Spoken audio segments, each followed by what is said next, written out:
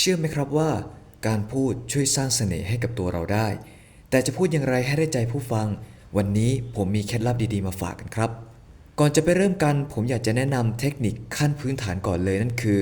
การเรียกชื่อของอีกฝ่าย เพราะมันจะเป็นการสร้างความคุ้นเคยระหว่างกันได้เป็นอย่างดี ตัวอย่างเช่น สมมุติว่าคุณกำลังคุยกับคนที่ชื่อเจมส์แทนที่จะถามเขาว่าแล้วนายคิดยังไงล่ะลองเปลี่ยนเป็นแล้วเจมส์คิดยังไงล่ะ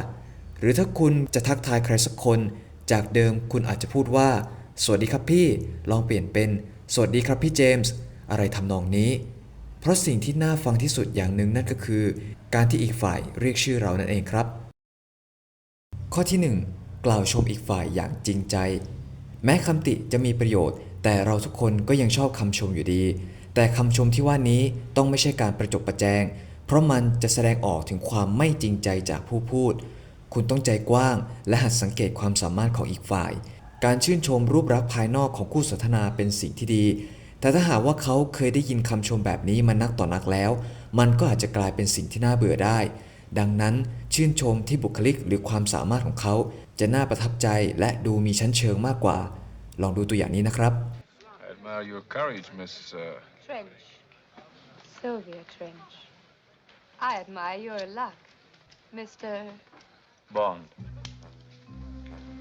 James Bond. จะเห็นว่าพวกเขาต่างชื่นชมในบุคลิกและความมั่นใจของกันและกันนั่นเองครับ I heard you play at the conservatoire yesterday.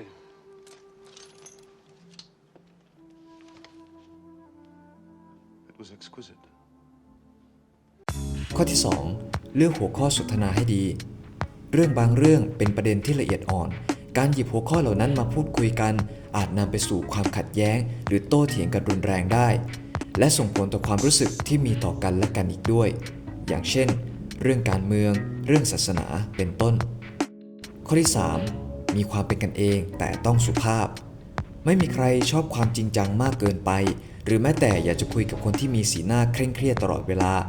การสร้างบรรยากาศในการสนทนาให้มีรอยยิ้มและเสียงหัวเราะบ้างจะเป็นการเพิ่มเสน่ห์ให้กับคุณอย่างไม่น่าเชื่อ ลองใช้การแซวหรือการหยอกล้อกับคู่สนทนาบ้าง แต่ต้องไม่ลืมว่าอย่าดูถูกหรือไม่ให้เกียรติคนอื่นเด็ดขาดนะครับ ข้อที่ 4 การพยักหน้า การพยักหน้าเป็นระยะจะทำให้คู่สนทนารู้สึกได้ว่าเรากำลังฟังเขาอยู่ แต่สิ่งที่สำคัญเลยคือคุณต้องตั้งใจฟังอย่างแท้จริงด้วย ไม่ใช่แค่พยักหน้าไปงั้นๆ อย่างน้อยๆ เก็บโทรศัพท์มือถือระหว่างพูดคุยกับคนอื่น เพราะถ้าคุณกำลังเล่นมือถือในระหว่างคุยกับใครสักคน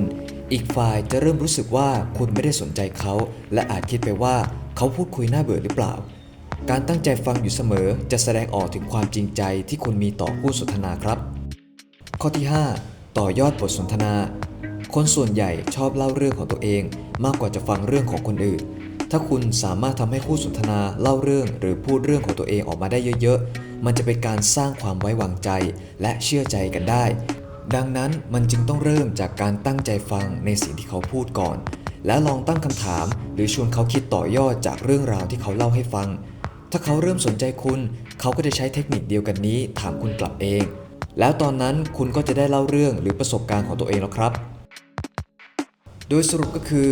การพูดคุยอย่างมีเสน่ห์นั้นต้องเริ่มมาจากการฟังอย่างตั้งใจและจดจำรายละเอียดของอีกฝ่ายครับ เพราะมันจะแสดงออกถึงความใส่ใจที่คุณมี เวลาจะชมใครสักคนมันก็จะเป็นธรรมชาติมีความจริงใจ เวลาจะหยอกล้อมันก็จะยังคงความสุภาพและให้เกียรติกัน อย่าลืมนำเทคนิคดีๆเหล่านี้ไปปรับใช้กันนะครับ ขอบคุณสำหรับการติดตามรับชม แล้วเจอกันใหม่ในครั้งหน้า สวัสดีครับ